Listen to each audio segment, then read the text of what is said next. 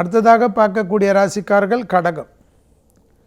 சனிக்கிழமை அம்பாள் வழிபாடு மிகப்பெரிய ஏற்றம். அது நீங்கள் மகாலட்சுமியை கும்பிட்டாலும் அம்பாள் தான். எனக்கு நரம்பு சம்பந்தப்பட்ட உபத்திரம், தலைவலி சம்பந்தப்பட்ட உபத்திரம், சிறிது கவனம். குடும்பத்தில் அதீத கவனமாக இருக்கக்கூடிய ராசிக்காரர்கள் கடகம்.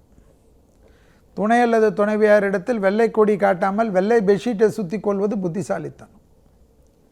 காதலர்கள் அமைப்பில் தேவையில்லாத பஞ்சாயத்து வைத்துக் கொள்ளாதீர்கள். காதல் கசந்து போகும், இல்லை ஓடி போய்விடும். மற்றபடி அனைத்து விஷயமும் ஏற்றம். பிள்ளைகள் விஷயத்தில் அனுகூலம். பிள்ளைகளுடைய படிப்பு, உத்தியோகம், தொழில், வியாபாரம் டக்குன்னு கிளியரன்ஸ் ஆகும். குடும்பத்தில் புது வரவுகளுக்கு உண்டான உத்தரவாதம் ஏற்படும்.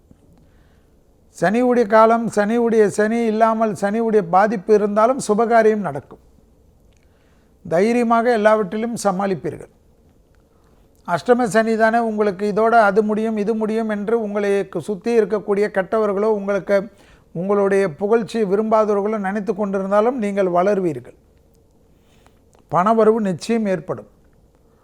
கடல் கடந்த உத்தியோகம், தொழில், வியாபாரம் போன்ற விஷயத்தில் சாதனை செய்வீர்கள். மண்ணு சம்பந்தப்பட்ட விஷயங்கள், மைன்ஸ் சம்பந்தப்பட்ட விஷயங்கள்லாம் பெரிய அளவுக்கு சக்ஸஸ் ஆகும்.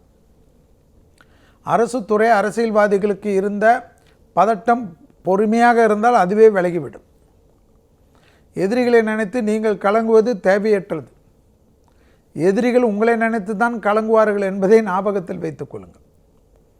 நீங்கள் அதை நினைத்து ஏதாவது கோபதாபமுடன் பேசுவது தான் அவர்களுக்கு அவுள் கிடைத்த மாதிரி ஆகிவிடும்.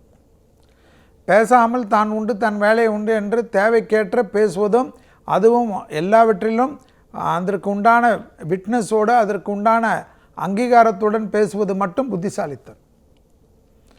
சுபகாரிய தடைகள் கண்டிப்பாக ஏற்படுவதற்குண்டான அமைப்பு.